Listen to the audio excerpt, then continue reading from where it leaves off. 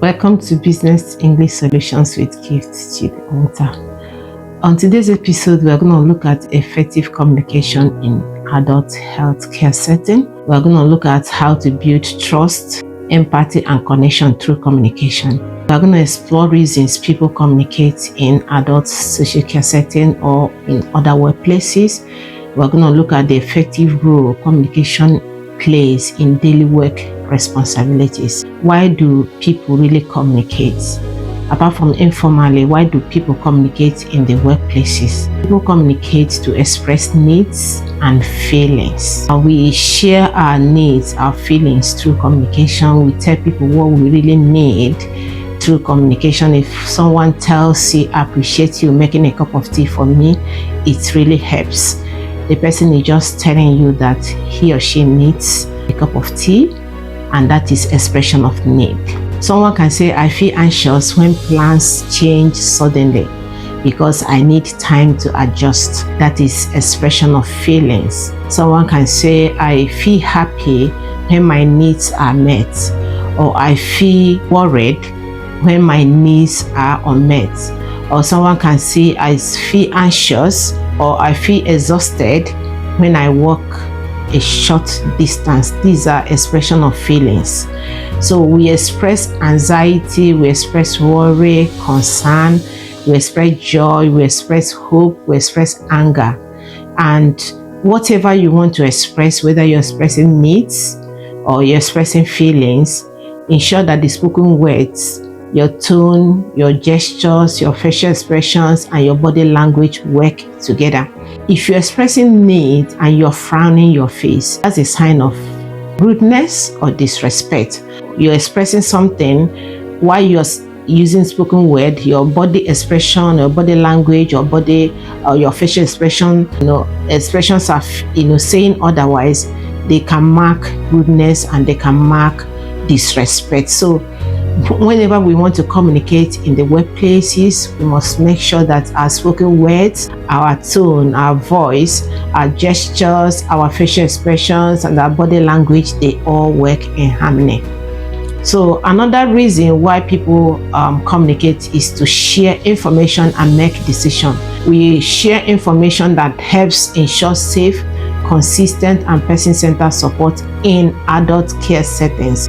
We share information about an individual's health conditions, maybe medication needs, daily routines, preferences, risk, emotional well-being, or changes in their behavior. These are the kind of information we share about individuals.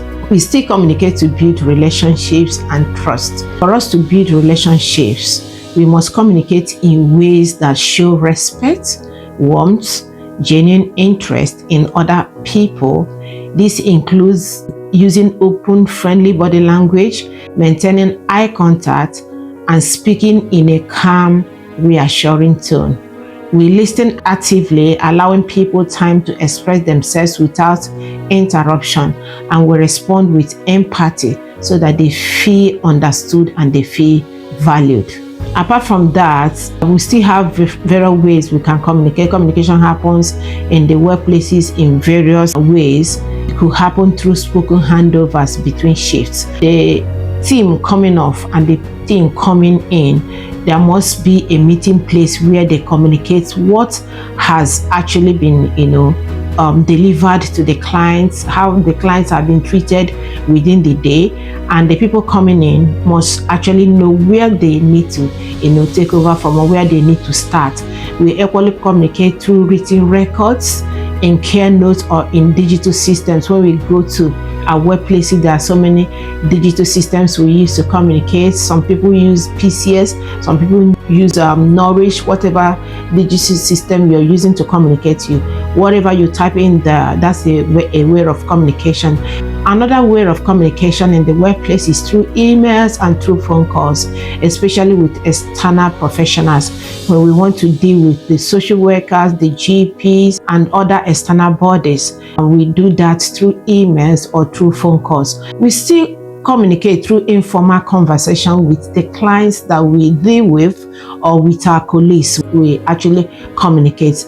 The essence of effective communication is to make sure that information is shared clearly, is shared respectfully, and with those who need it, because we must protect the information of our clients very well. The sensitive information of our clients must be well protected, must be encrypted, and only those who have need of such information should have access to it. Because when you leak information, you are compromising the GDPR rules, and you can face litigation. So that's why it's very important that we protect the vital or the sensitive information of our clients, to make sure that their privacy and their dignity are well protected. So communicating in the workplace must follow a pattern, and that pattern is that you must respect the people you are communicating with. The information you're sharing must be on need basis. The people that really need that information must be shared. That's why we're going to stop today. Remember to like and share our videos in the next episode, so that we'll be able to have access to our incoming and more teachings on this area. Thanks for watching. Bye.